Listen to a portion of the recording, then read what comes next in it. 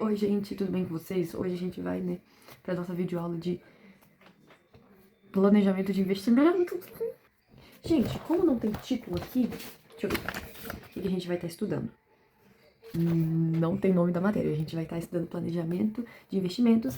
A gente vai estar estudando mais questão o quê? Renda fixa, renda variável e tudo dentro disso. Lembra que a gente vai falar sobre conceitos, tá bom? Primeiro, a gente vai começar, né? Tem renda fixas e rendas variáveis. O que são isso?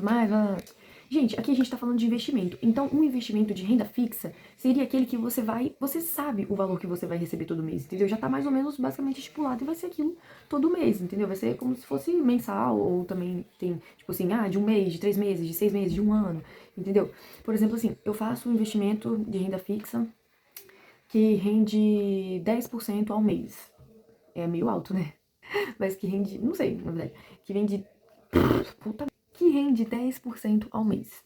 Ok, eu sei que todo mês ele vai render 10% do meu valor investido. Por exemplo, se eu investir R$ 1.000 no mês em agosto, que a gente tá, vai render, eu vou receber 10% o valor dos meus R$ 1.000, entendeu? E no próximo mês também, no próximo mês também. Então isso é um investimento de renda fixa, eu sei quantos que eu vou receber. E querendo ou não, às vezes é mais seguro, né? Porque já tá estabelecido ali, entendeu?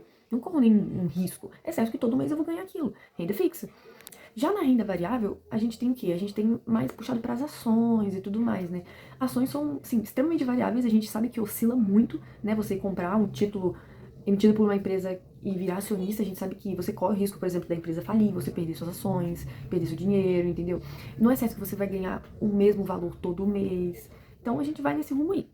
Primeiro a gente vai começar por renda fixa, tá? Então a gente vai trabalhar alguns, né, tipos de renda fixa que a gente tem. Gente, para começar, debentures. O que são debentures?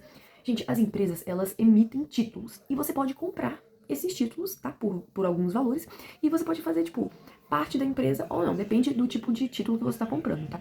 No tipo de renda também, ok? Mas no caso da debentures, é meio diferente, entendeu? Você não vai fazer, literalmente, parte da empresa, entendeu? Na debentures, os bancos não. As empresas, escuta bem, as empresas vão emitir títulos. Só que elas emitem títulos para quê? Basicamente para captar recursos. Por quê? Porque elas, assim, na maioria das vezes, nesse caso de debêntures, as empresas, elas precisam meio que crescer, né? As empresas precisam crescer. E elas pegam dinheiro emprestado com você, que vai comprar os títulos delas. Deu pra entender mais ou menos isso? Você vai emprestar dinheiro comprando um título da empresa. Então você vai emprestar o seu dinheiro para ela vai lá se ajeitar, né? Assim, pra empresa evoluir mesmo. Ela tá usando o seu dinheiro como um recurso para ela poder evoluir no mercado. E assim que ela conseguir, ela vai. Assim que ela conseguir, não, né? Ela vai te devolver esse dinheiro com juros ainda, entendeu? Então, assim, é muito bom o debentures, entendeu? Você empresta seu dinheiro pra empresa e ela te volta o dinheiro com juros, tá? E isso serve para ela captar recursos financeiros dentro do mercado, para ela poder se desenvolver, crescer. Isso é legal, é legal. Eu achei muito legal, inclusive, saber que existe debêntures para você poder investir também. Porque, querendo ou não, ele parece mais seguro, né? Mais seguro que, tipo, uma ação, assim, extremamente variável da empresa e tudo mais. Agora aqui uns exemplos mais práticos do que a empresa pode fazer com o dinheiro que você empresta para ela. Expandir operações, construir fábricas, comprar equipamentos, tudo para ela se desenvolver mesmo, entendeu?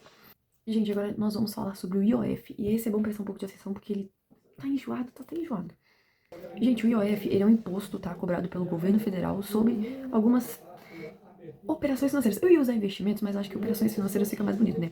Voltando, o IOF é um imposto, uma taxa de imposto cobrada pelo governo federal, nota isso, hein, cobrada pelo governo federal, sobre algumas operações financeiras específicas que a gente acaba fazendo, tá? Gente, ele é usado para desestimular algumas operações que a gente faz dentro do país. Como, por exemplo, assim, eu não posso investir em alguma coisa e tirar antes do prazo, entendeu? Antes de 30 dias, por exemplo. Se eu tirar antes de 30 dias, vai ser cobrado imposto no dinheiro que eu apliquei.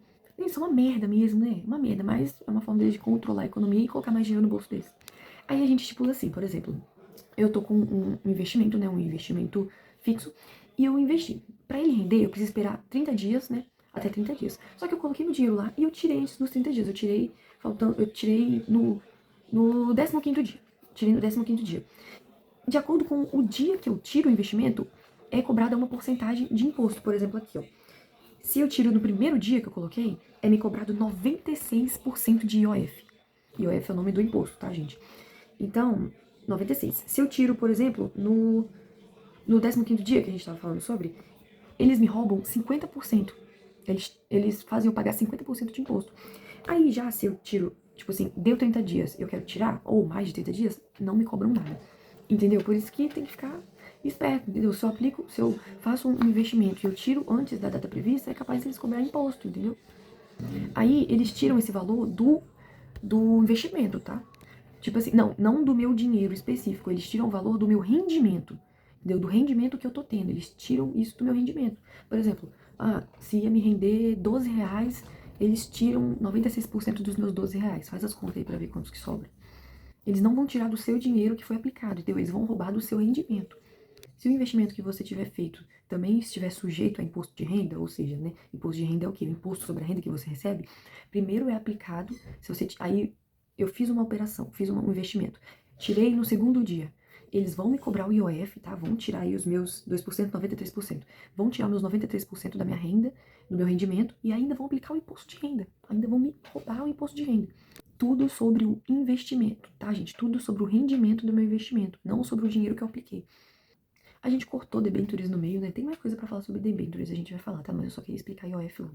Gente, agora voltando pra debentures, eu voltei de óculos também, né? Porque eu tava no curso de inglês, mas tudo bem, tá, gente? Voltando pra debentures, tem algumas coisas que a gente precisa analisar. Por exemplo, assim, eu quero investir em debentures, mas eu tenho que analisar a empresa, entendeu? Antes, porque, tipo assim, se a empresa começar a falir, eu perco meu dinheiro, entendeu? Mesmo que seja uma renda fixa, entendeu? Então, ó, coisas que a gente deve analisar antes, né, de investir debêntures em alguma empresa.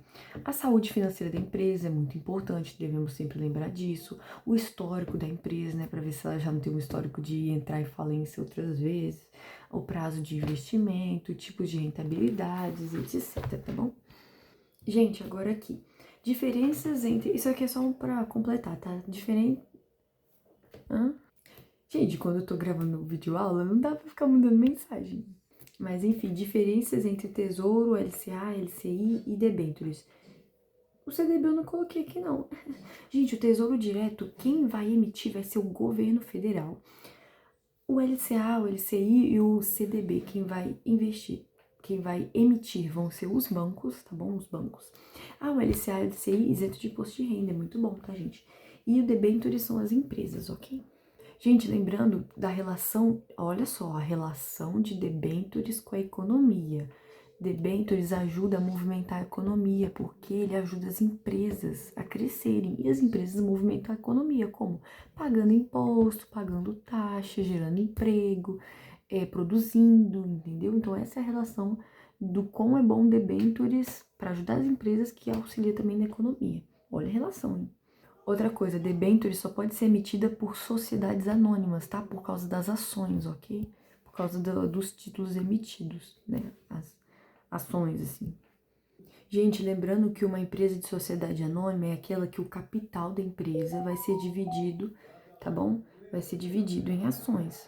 Ou seja, você pode comprar partezinhas daquela empresa, entendeu? Você pode comprar títulos emitidos por elas, você pode comprar as ações delas. Gente, uma coisa importante aqui, ó. Uma comparação muito importante, tá? Quando você compra ação, você tá virando sócio da empresa, entendeu? Quando você compra uma ação, você vira sócio. Porém, quando você compra um debentures, né, que é diferente, você vira um credor, tá? Você vira um credor, você vira uma pessoa que empresta dinheiro, entendeu? Você não vira um sócio da empresa, você não compra parte dela, você investe nela, entendeu? Tipo assim, você investe nela para ter um retorno, entendeu? Você empresta dinheiro para ela, você é um credor. Credor é quem empresta dinheiro, tá? Gente, mas deixando claro aqui que nem toda empresa de sociedade anônima, ela tem ações, tá? Algumas não tem, normalmente, tá? Ela pode escolher ter, pode escolher não ter. Gente, agora algumas perguntinhas pra gente se contextualizar. O que são debentures, tá? E qual é o seu principal objetivo nas empresas? Gente, a gente já viu, tá? Que debentures são os títulos que a gente compra para poder emprestar dinheiro para as empresas, ok? E esse dinheiro volta pra gente, né, com juros. E as empresas usam isso para poder, né, ter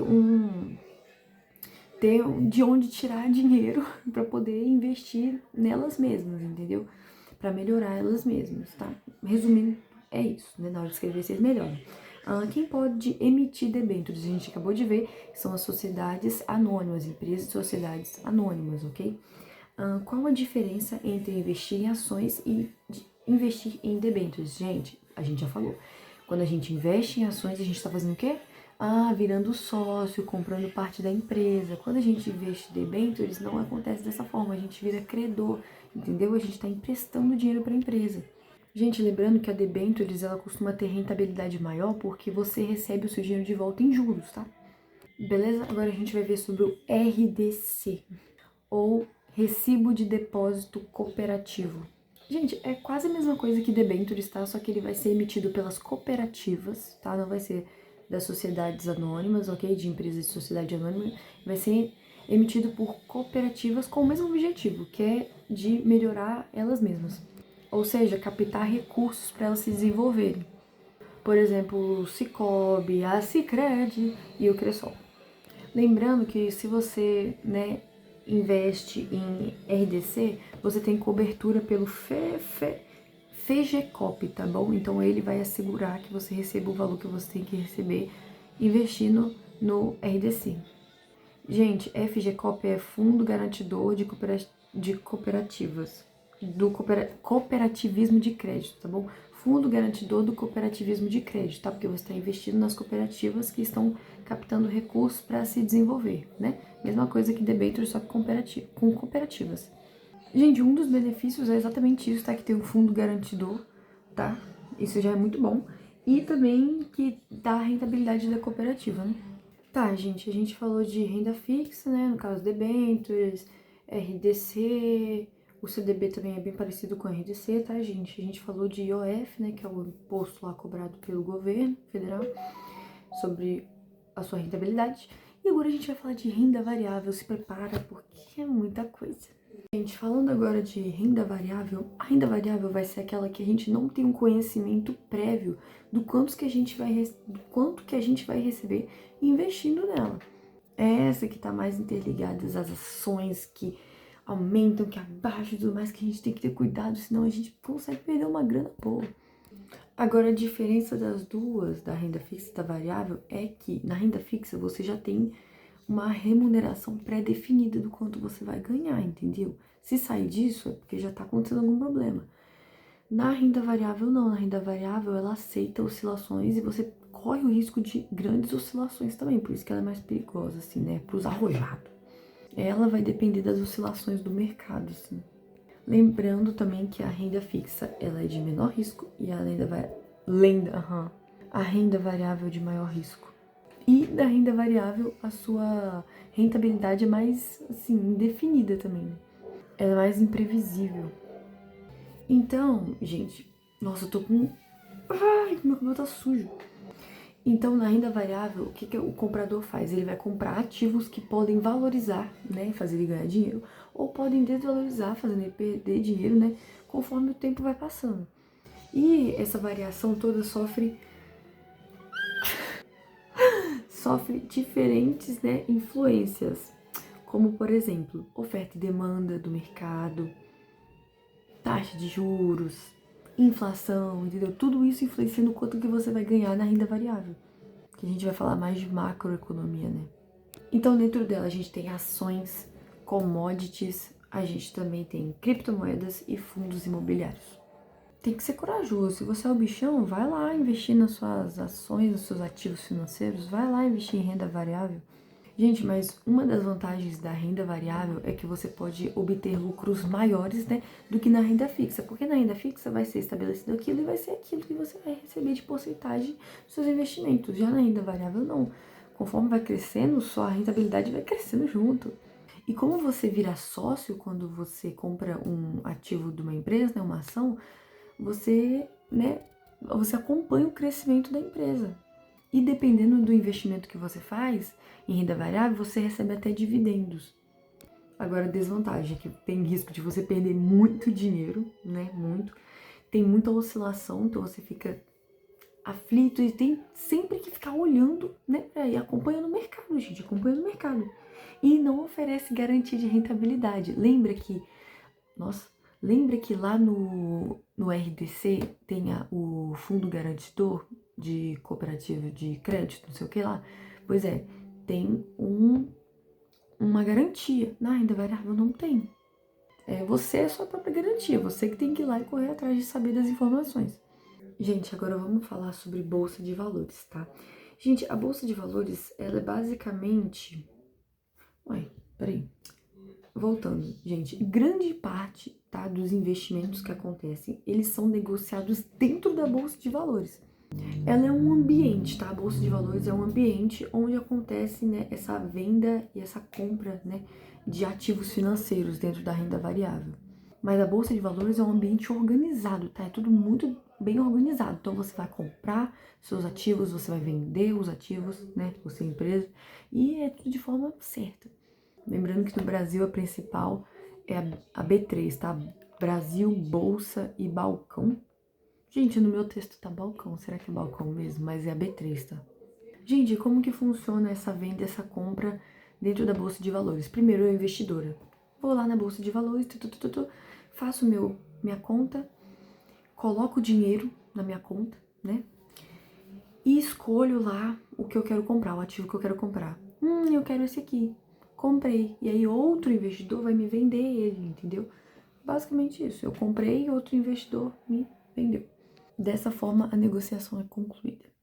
Gente, uma coisa perigosa. Quanto maior risco o cliente, né, a pessoa, o investidor corre, mais possível é o ganho dele, tá? Mesmo que por maior risco, né? Porque geralmente quando se trata de muito dinheiro, mais risco você corre, né? Só que é muito dinheiro que você vai receber caso dê certo. Ok, fecha essa parte de bolsa de valores, né? Ambiente de compra e venda de ativos. Agora a gente vai falar sobre ações. Tudo bem que a gente já vem falando de ações, né? E tudo mais. Mas agora a gente vai especificar aqui dentro da renda variável, tá? Gente, ações são partes de um capital social de uma empresa. Como assim? A empresa pega, ela divide o seu capital, né, o seu dinheiro, em várias partes. E ela joga essas partes dentro da bolsa de valores. E aí você pode ir lá e comprar uma parte dessa empresa. Você pode ir lá e comprar esse capital social dessa empresa, uma parte. Quantas partes você quiser, depende do seu dinheiro, mas você pode comprar parte dessa empresa. Quanto mais partes você compra, já vou adiantar aqui nossas próximas conversas, quanto mais partes você compra, mais poder você, tipo assim, possui dentro, né, daquela empresa ali, entendeu? Quando você compra, você se torna um acionista. E aí passa a ser sócio da empresa. E aí, é claro, você vai receber proporcional à quantidade de ativos de ações que você comprou, entendeu? Se a empresa fatura 1 milhão, não, é muito pouco, né? Se a empresa fatura 1 bilhão e você tem tantas ações compradas, você vai receber mais do que quem tem menos ações que você. Óbvio, né? Proporcional. Gente, as empresas, elas vão, né, emitir ações simplesmente porque elas não querem ser que nem as debêntures, tá? Elas não querem emitir títulos de dívida, entendeu? Porque lembra, no debenture você faz uma dívida com quem tá comprando as ações da sua empresa, né? Você ainda tem que pagar para essa pessoa de volta com juros, para você poder crescer, debentures. Nas empresas de ações, né, com ações mesmo, que não é debêntures, não, elas não querem ser que nem as debêntures, elas não querem ter que pagar títulos de dívidas de volta, entendeu? Por isso que elas acabam vendendo parte da empresa. Pois é, mas aí com o dinheiro que essas empresas de ações recebem, né, porque as pessoas estão comprando parte do capital delas, com esse dinheiro que elas recebem, elas podem expandir os negócios, construir novas unidades, né, se polarizar mais, elas podem comprar máquinas e equipamentos, desenvolver novos produtos, aumentar sua competitividade e tudo mais, para ficar mais famosas. Gente, eu tô com aquela música do Foo Fighters na minha cabeça. You know my hero. É do Foo Fighters, né? Eu não ouço muito Foo Fighters, mas sei lá. Lembrando que a partir do momento que uma empresa decide vender, né, suas ações, abrir para o público comprar ações, ela passa a entrar na bolsa de valores, tá? Lembrando que o investidor ele pode comprar as ações da empresa ou ele pode comprar de outro investidor, tá? pode ocorrer essa troca também, tá? É só os dois quererem a mesma coisa. Gente, agora um negócio, a matemática rapidinho assim. Se você é um investidor, como é que você ganha com as ações? Por exemplo, é sempre você vendendo um pouquinho mais alto conforme ela vai se valorizando, né? Eu comprei uma ação na baixa por R$ 25. Eu esperei, a empresa, né, ficou mais famosa no mercado, se desenvolveu, a ação dela subiu para R$ 35. Quanto de lucro que eu obtive nesse acréscimo, né, da ação que eu comprei quando ela cresceu? Eu obtive R$ 10. Se eu vender, eu vou ter R$ 10 de lucro, entendeu? Deu pra entender? Outro exemplo, eu sou um investidor e a empresa tava lá com uma ação a R$ 50 mil. Na baixa, assim, tá? Na baixa.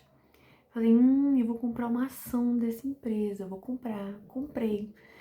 A empresa, ela se valorizou muito.